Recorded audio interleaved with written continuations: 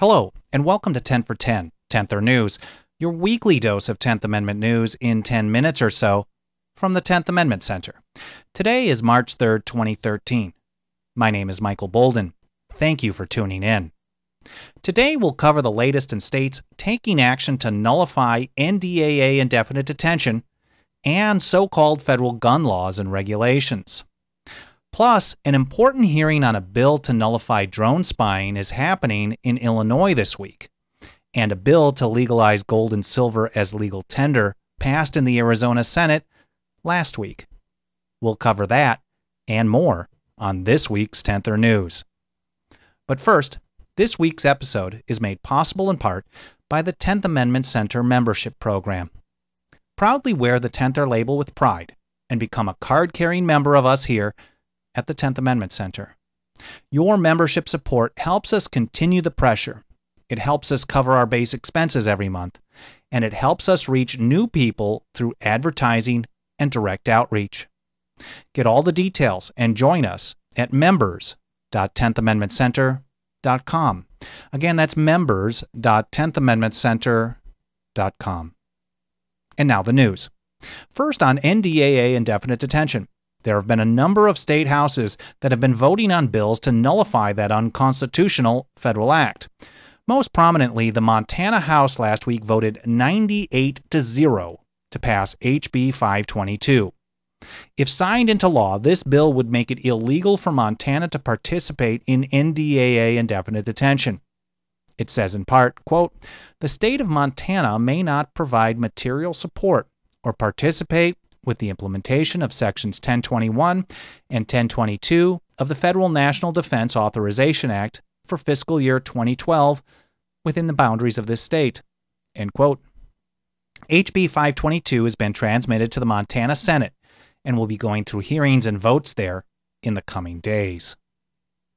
Major NDAA nullification votes will likely be coming up this week in both the New Hampshire House and the Michigan Senate as well. In New Hampshire, Representative Dan Itse's Liberty Preservation Act, House Bill 399, passed out of committee last week unanimously. And a recent hearing on the bill was overflowing with supporters who wanted to testify in favor as well. A final House vote on HB 399 could be as early as this week Thursday. And in Michigan, Senate Bill 94 passed out of an important Senate committee last week and should be scheduled for a full Senate vote in the coming days. Strong NDAA nullification bills have also been introduced in both Massachusetts and California. Track the status of NDAA nullification bills in states around the country at tracking.10thamendmentcenter.com/NDAA. Again, that's tracking.10thamendmentcenter.com/NDAA.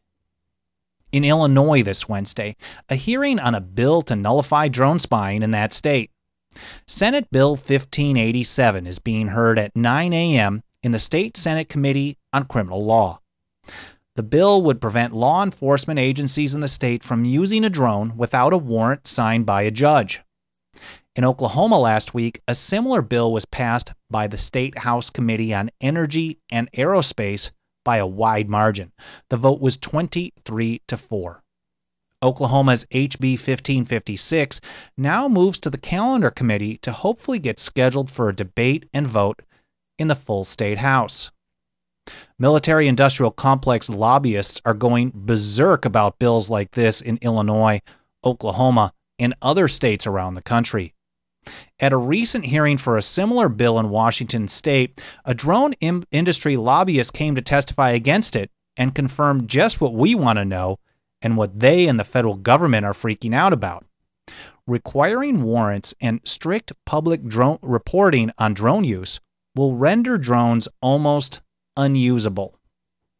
There are more than 20 states considering similar legislation around the country. Track the status and get model legislation to introduce in your state at tracking.10thamendmentcenter.com/drones. Again, that's tracking.10thamendmentcenter.com/drones. In Arizona last week Thursday, the state Senate voted 17-11 to pass the Constitutional Tender Act. If passed into law, SB 1439 would allow businesses and the state government to accept payments in gold or silver legal tender.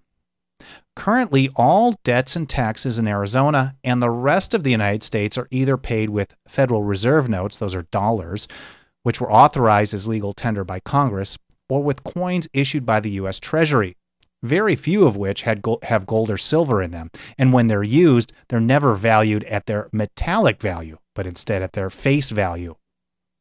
The United States Constitution says in Article 1, Section 10, quote, "No state shall make anything but gold and silver coin a tender in payment of debts," end quote.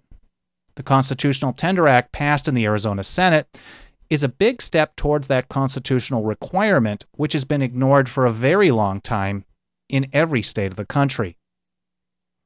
And in closing today, more states are moving forward with legislation to nullify federal gun laws, acts, rules, regulations, and orders. For example, in Kentucky, Senate Bill 129 passed the state Senate by a vote of 34-3 and has been transmitted to the House for concurrence.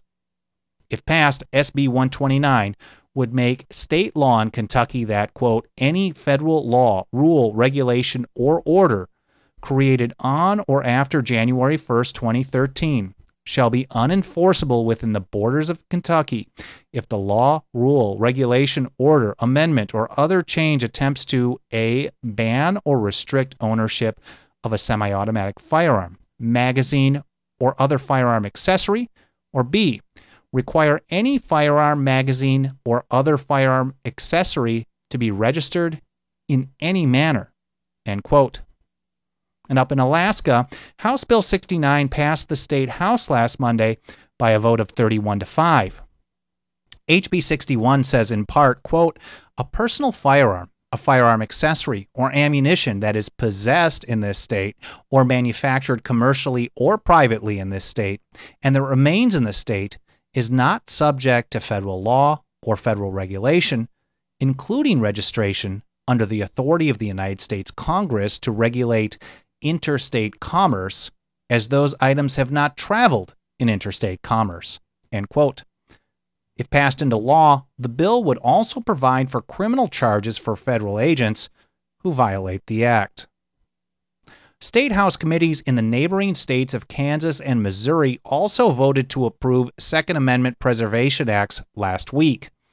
In Missouri, House Bill 170 specifies that, quote, "a federal official must not enforce a federal firearm law when the firearm is manufactured and remains in the state, and that any new federal law banning or restricting ownership of a semi-automatic firearm is unenforceable," end quote.